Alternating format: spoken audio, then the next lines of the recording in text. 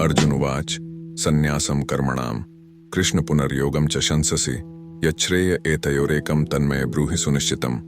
वह कुतरती हुई भावना, आपकी आत्मा में वह रस्साकशी, पीछे हटने की, एकांत में सांत्वना खोजने की इच्छा, बनाम आपकी जिम्मेदारियों का, दुनिया में आपके उद्देश्य का निर्विवाद खिंचाव।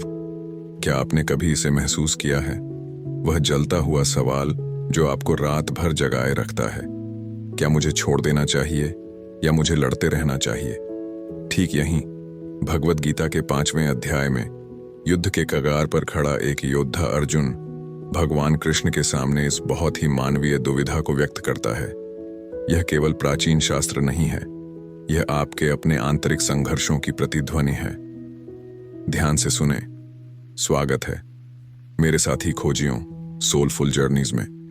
मैं आपका मार्गदर्शक हूं और आज हम एक गहन बातचीत में कदम रख रहे हैं, एक शाश्वत संवाद जो हमारे अस्तित्व के मूल तक जाता है।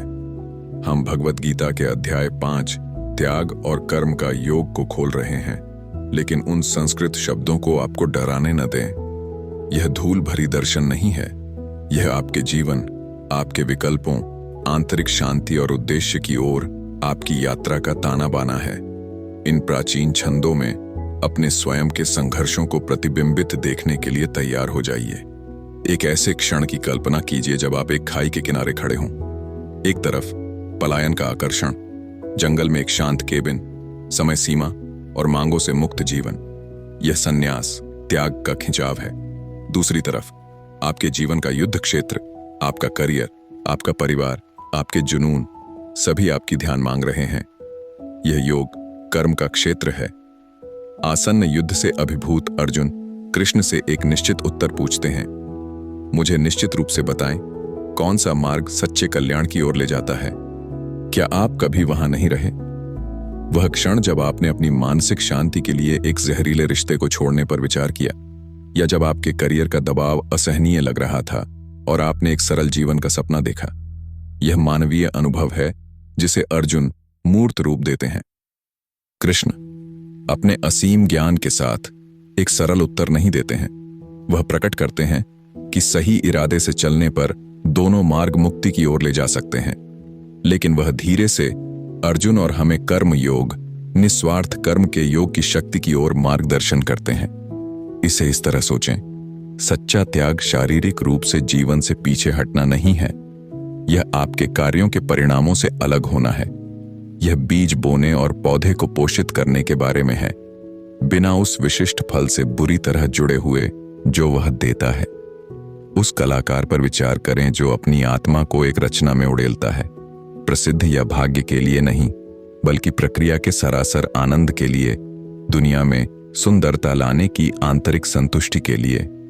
या वह स्वयं सेवक जो किसी ऐसे कारण के लिए अपना समय समर्पित करता है जिस पर वे विश्वास करते हैं, बिना किसी मान्यता की तलाश किए।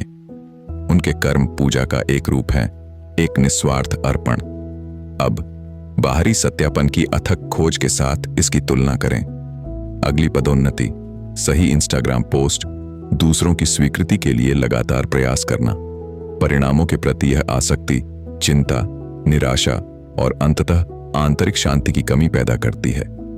कर्मयोग हमें अपना ध्यान हमें क्या मिलता है से हम कैसे देते हैं की ओर स्थानांतरित करने के लिए आमंत्रित करता है। यह हर कार्य, बड़े या छोटे, में समर्पण, ईमानदारी और उपस्थिति की मानसिकता विकसित करने के बारे में है। चाहे आप बर्तन धो रहे हों, एक रिपोर्ट लिख रहे हों या एक बच्चे का पालन पोषण कर रहे हों, जिस भावना के साथ आप इसे करते हैं वह स्वयं उस कार्य को एक आध्यात्मिक अभ्यास में बदल देती है। यह एक पायदान बनने या अपनी जरूरतों की उपेक्षा करने के बारे में नहीं है, यह आंतरिक स्वतंत्रता के स्थान से कार्य करने के बारे में है, विफलता के डर या सफलता की लालसा से मुक्त होकर। यह उस मधुर स्थान को खोजने के बारे में है जहां आप जीवन में पूरी तरह से लगे हुए हैं, फिर भी इसकी अप्रत्याशित धाराओं से शांतिपूर्वक अलग हैं। तो जैसे जैसे आप अपनी सोलफुल जर्नी के जटिल ताने बाने को बुनते हैं, अर्जुन के गहन प्रश्न और कृष्ण के ज्ञानवर्धक मार्गदर्शन को याद रखें। उन क्षणों को पहचानें जब आप पीछे हटने और जुड़ने के बीच खिंचाव महसूस करते हैं और खुद से पूछें, मैं अपने कार्यों को यहीं अभी निस्वार्थ सेवा की भावना से कैसे भर सकता हूं? मैं परिणाम से कैसे अलग हो सकता हूं और स्वयं कार्य में आनंद और उद्देश्य कैसे पा सकता हूं? यह अध्याय एक अंत नहीं है, बल्कि एक निमंत्रण है, एक सार्थक कर्म का जीवन जीने के तरीके का पता लगाने का निमंत्रण, जो आंतरिक शांति पर आधारित है। इस प्राचीन ज्ञान से आपको सबसे गहरा क्या प्रतिध्वनित होता है?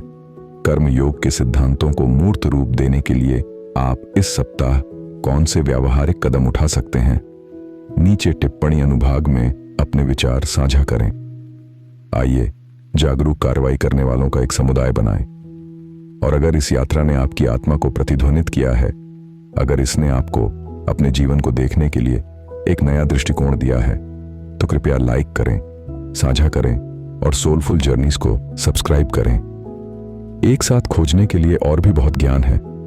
जब तक हमारी राहें फिर से न मिलें, आपके कर्म आपकी आंतरिक शक्ति के प्रमाण हों और आपका हृदय शांति का अभयारण्य हो।